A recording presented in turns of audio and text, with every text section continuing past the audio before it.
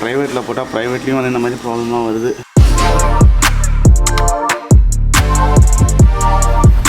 Hello guys, this is Sherian. Welcome back to the channel. So trip முடிச்சுட்டு வந்து பார்த்தீங்கன்னா இதான் வந்து ஃபஸ்ட்டு vlog வீட்டிலேருந்து ஸ்டார்ட் பண்ணுறது.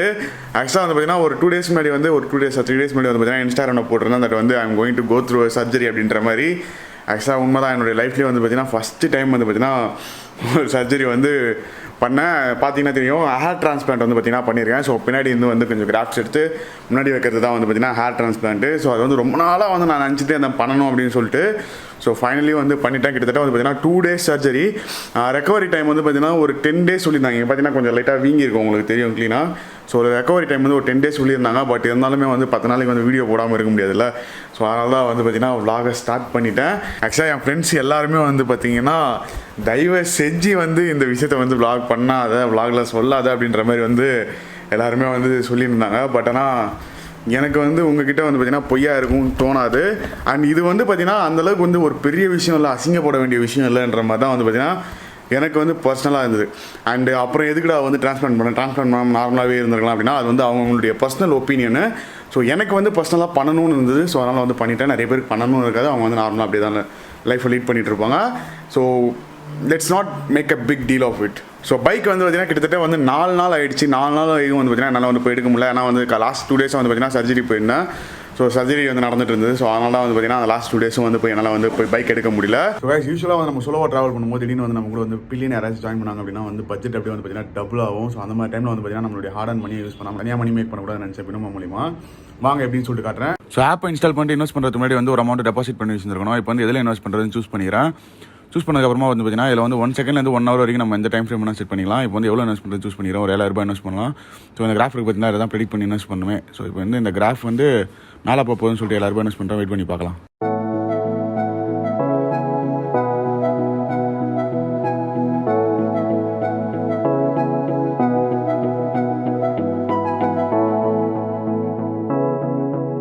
ஸோ இப்போ வந்து பார்த்திங்க அப்படின்னா வந்து நான் 7,000 ரூபாய் இன்வெஸ்ட் பண்ணியிருந்தேன். அண்ட் 12,810 ரூபா வந்து மேக் பண்ணியிருக்கேன். இதில் டெபாசிட் பண்ணுறது ரொம்பவே ஒரு ஈஸியான ஒரு விஷயம் தான். இதில் போய் டெபாசிட் கொடுத்தோம் அப்படின்னாலே போதும். பேடிஎம், விசா, கூகுள் பே எதில் வேணால் வந்து பார்த்திங்கன்னா நம்ம வந்து டெபாசிட் பண்ணிக்கலாம். அது மட்டும் இல்லாமல் உங்களுக்கு வந்து பார்த்திங்கன்னா $1,000 வந்து டெமோ அக்கௌண்ட்டில் கொடுத்துருப்பாங்க ப்ராக்டிஸ் பண்ணுறதுக்கு. ஸோ அதை நல்லா ப்ராக்டிஸ் பண்ணி பழகிட்டு அதுக்கப்புறமா வந்து ரியல் அக்கௌண்ட்டில் இன்வெஸ்ட் பண்ணுறதுக்கு ஸ்டார்ட் பண்ணலாம். நீங்களும் பின்னா உங்களை மணி மேக் பண்ணலாம். டிஸ்கிரிப்ஷனில் லிங்க் இருக்குது, மறக்காம செக் பண்ணி பாருங்கள். கார் வந்து பார்த்திங்கன்னா செம்ம அழுக்காக இருக்குது. ஆக்சுவலாக இதை பாருங்கள், எதுவுமே வந்து பார்த்திங்கன்னா சுத்தமாக க்ளீனே பண்ணல. அப்படியே ஃபுல்லாக வந்து அழுக்காக இருக்குது. பட் நான் என்ன பண்ணுறது, உங்களுக்கும் பாருங்கள்.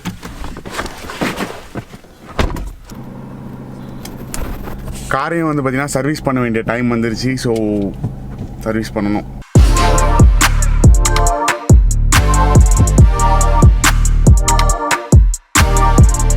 அங்கேருந்து கிளம்பும்போது வந்து பார்த்தீங்கன்னா என்ன ஒரு மைண்ட் செட்டில் கிளம்புனா ஃபஸ்ட்டு எப்படின்னா சென்னை ரீச் ஆகிடணும்.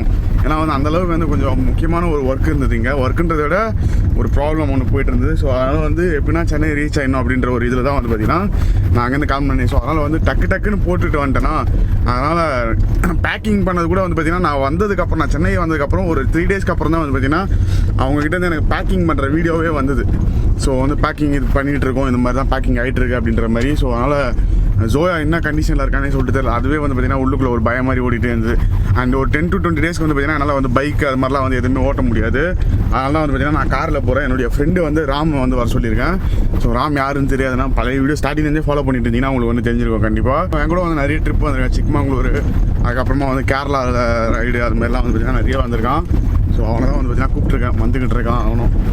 ஆக்சுவலாக வந்து பார்த்தீங்கன்னா வெளியே வரும்போது வந்து பேரட்டோட வரக்கூடாது, ஏன்னா வந்து டைரக்ட் சன்லைட் படக்கூடாது அப்படின்னாங்க.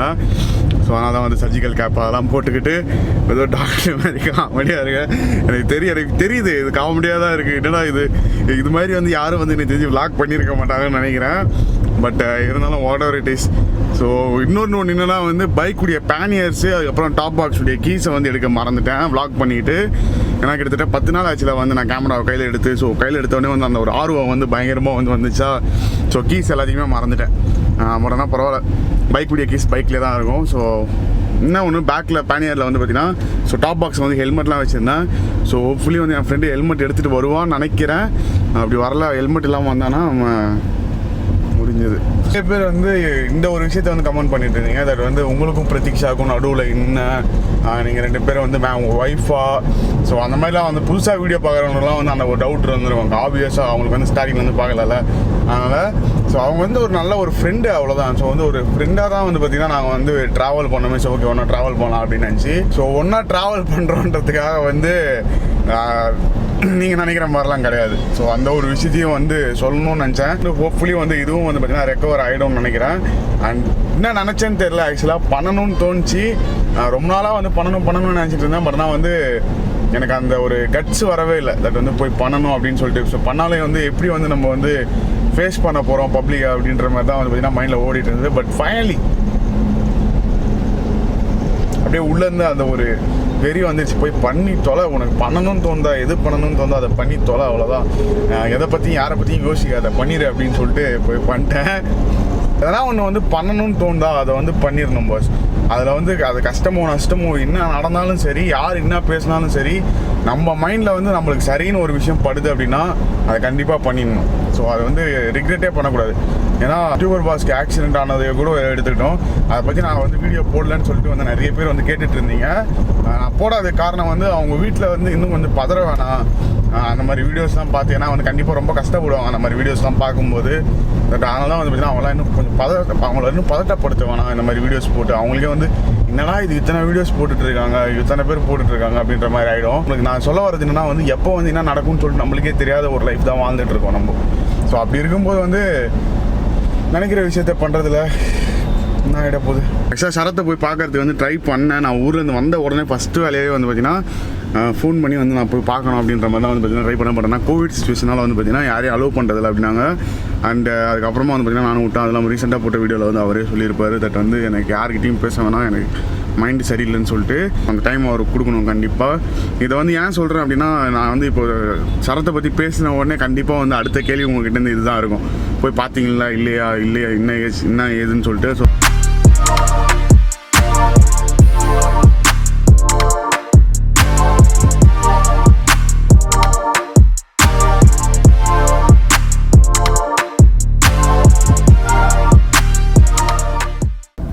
ஸோ ஃபைனலி வந்து பார்த்தீங்கன்னா நம்ம செலிபிரிட்டி ராம் அவர்கள் வந்து விட்டார்.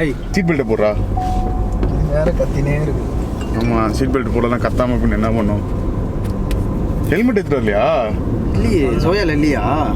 நான் அந்த சாவி எடுத்துகிட்டு வர மறந்துட்டேன்டா. ஹெல்மெட்டே இல்லாமல் தான் அங்கேருந்து வந்தியா? ஆமாம்.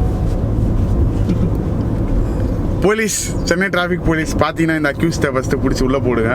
ஹெல்மெட் எடுத்துகிட்டு வந்தேன். பட் ஆனால் என்ன வெயிலில் சுத்தமாக முடியுது. வெயில் முக்கியமா உயிர் முக்கியமா? அதெல்லாம் என்ன சொல்கிறதுன்னு சொல்லிட்டு எனக்கு சுத்தமாக ஐடியா கிடையாது. விளாக் வேறு பண்ண ஆரம்பிச்சிட்டேன்னா வேறு வழியில் இவனை போட்டு விட்டு தான் ஆகணும்.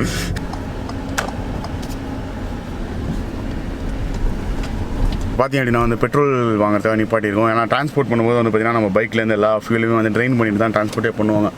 ஸோ அதனால தான் வந்து பார்த்திங்கன்னா நல்ல வேலை கரெக்டாக ஞாபகம் வந்தது போகிறதுக்கு முன்னாடி.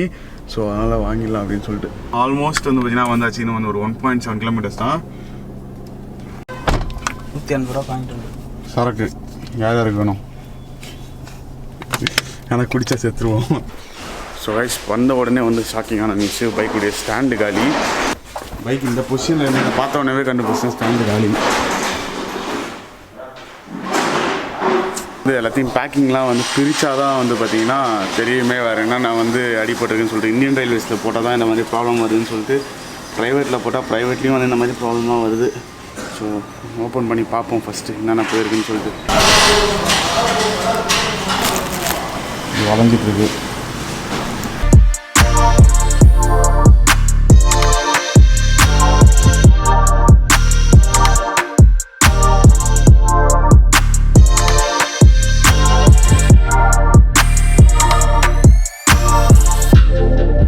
ரெண்டு விஷயத்தோடு முடிஞ்சிருச்சு. ஒன்று வந்து பார்த்திங்கன்னா ஸ்டாண்டு காலி, ஒன்று வந்து இதை பாருங்கள்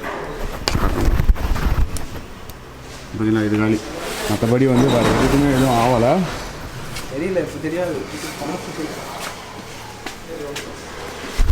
இல்லை வேறு எதுவும் ஆகிறதுக்கு வாய்ப்பும் இல்லை ஆக்சுவலாக. என்னென்னா வந்து பேனியர்ஸ் இருக்கிறதுனால வந்து எதுவும் ஆகலை. ஃப்ரண்ட்டில் வந்து இது எப்படி ஆச்சுதான் தெரியல. மேபி வந்து உள்ளே ஏற்றும் போது என்ன வந்து ஆயிருக்கும்னு நினைக்கிறேன். பட்னா ஸ்டாண்டு தான் வந்து பார்த்திங்கன்னா சுத்தமாக ஃபுல்லாகவே காலி. இதில் வந்து பார்த்திங்கன்னா சென்ட்ரல் ஸ்டாண்டுமே கிடையாது. ஸோ அதனால் இப்போ வந்து எங்கள் கேடிஎம் போய்ட்டு ஃபஸ்ட்டு ஸ்டாண்டு மாட்டிட்டு அதுக்கப்புறம் தான் வந்து அடுத்த இதுவே பார்க்கணும் என்ன பண்ணலான்னு சொல்லிட்டு. ஸோ இப்போ வந்து பெட்ரோல் ஊற்றிட்டு ஃபஸ்ட்டு வண்டியை ஸ்டார்ட் பண்ணுவோம். எல்லாம் போய் கீழே வந்து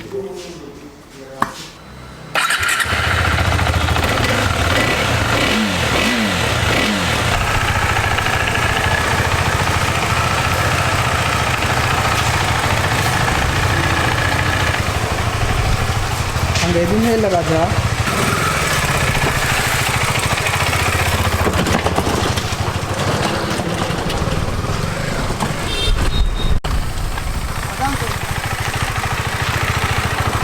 ஸோ அது வரைக்கும் வண்டியில் எதுவும் ப்ராப்ளம் இல்லை. ஸோ இப்போ ராம் வந்து பார்த்தீங்கன்னா டேரெக்டாக வீட்டுக்கு எடுத்துகிட்டு போயிடலாம் அப்படின்னு சொல்லி பிளான் பண்ணிட்டோம். போயிட்டு நிப்பாட்டி வச்சுட்டு அதுக்கப்புறமா வந்து பொறுமையாக எடுத்துகிட்டு போகலாம் அப்படின்னு சொல்லிட்டு. ஏன்னா வெயிலும் வந்து ரொம்ப ஓவராக இருக்குது. என்னால் வந்து அவ்வளோவா வெளியே ரொம்ப நேரம் சுற்றவும் முடியாது. அதுதான் இப்போ பிரச்சனை. ஸோ மச்சான் பத்திரமா ஓட்டினுவா. ஓகேவா. ஒன்று இப்போது ஹெல்மெட் இல்லை அவங்ககிட்ட, அது ஒன்று. அதுக்கப்புறமா வந்து சைட் ஸ்டாண்டு எரர் காட்டாமல் இருக்கணும். நான் முடிஞ்ச அளவுக்கு இழுத்து கட்டியிருக்கேன். ஸோ அதனால் வந்து எரர் காட்ட மாட்டேங்குது. சென்சார் போல் அது வரைக்கும் வந்து சந்தோஷம். வெறும் சைட் ஸ்டாண்ட் மட்டும் தான் உடஞ்சிருக்கு. சென்சார் போயிருந்தால் அது வேறு இன்னொரு தலைவலி. மாஸ்க் இல்லையா கொடு, வேறு கொடு. மாஸ்க்கு நினச்சின்னு வேறு எதை கொடுத்துட்டேன். இந்தா காரில் ஸ்டாக் வச்சுருக்கிறேன் மாஸ்க்கு. இங்கேருந்து வந்து வீடு பக்கம் தான் வரும். வந்து பார்த்தீங்கன்னா ஒரு 10 கிலோமீட்டர் தான், 10-12 கிலோமீட்டர் தான். ஸோ அதனால் வந்து பிரச்சனை இல்லை. ஆக்சுவலாக இதுவே வந்து நான் இன்னும் இந்தியன் ரயில்வேஸில் போட்டிருந்தேன் அப்படின்னா வந்து இதை விட மோசமான ஒரு டேமேஜ் க்ரியேட் ஆகியிருந்திருக்கும். பட் ஆனால் இது வந்து பார்த்தீங்கன்னா நான் இப்போ எப்படியும் கம்ப்ளைண்ட் ஃபைல் பண்ண தான் போகிறேன் அவங்ககிட்ட. ஸோ ரிவ்யூ அப்படின்னு சொல்லிட்டு ஒரு இதில் தான் வந்து பார்த்தீங்கன்னா போட்டிருந்தேன். பட் அவங்க வந்து வண்டியை திருப்பறதுக்கு அதுக்கெல்லாம் வந்து எனக்கு தெரிஞ்சு ஸ்டாண்டை யூஸ் பண்ணியிருப்பாங்கன்னு நினைக்கிறேன். ஸோ அதனால தான் ஸ்டாண்டு வந்து அந்த இதில் இருக்குது. டோட்டலாக வந்து அங்கேருந்து இங்கே ட்ரான்ஸ்ஃபர் பண்ணுறதுக்கு வந்து பார்த்தீங்கன்னா 7,500 ஆச்சு ஆக்சுவலாக. ஸோ 7,200 என்னமோ வந்து பார்த்தீங்கன்னா இதுக்கு ட்ரான்ஸ்ஃபர் பண்ணுறதுக்கு 1,300 வந்து ஜிஎஸ்டி அது இதுன்னு சொல்லிட்டு லோடிங்கு அன்லோடிங்கு பேக்கிங்கு எல்லாத்தையுமே சேர்த்து 8,500 ருபீஸ் ஆச்சு. அதுக்கு மேலே வந்து இப்போ அன்லோடிங்க்கு அதுக்கெல்லாம் வந்து பார்த்தீங்கன்னா என்ன காசு வாங்கலை. ஏன்னா எல்லாத்தையுமே சேர்த்து கொடுத்துட்டு வந்துட்டேன் நான் அங்கேருந்து வரும்போது. ஸோ ஃபைனலி வந்து பார்த்தீங்கன்னா வீட்டுக்கு வந்தாச்சு. Loya after long time coming home.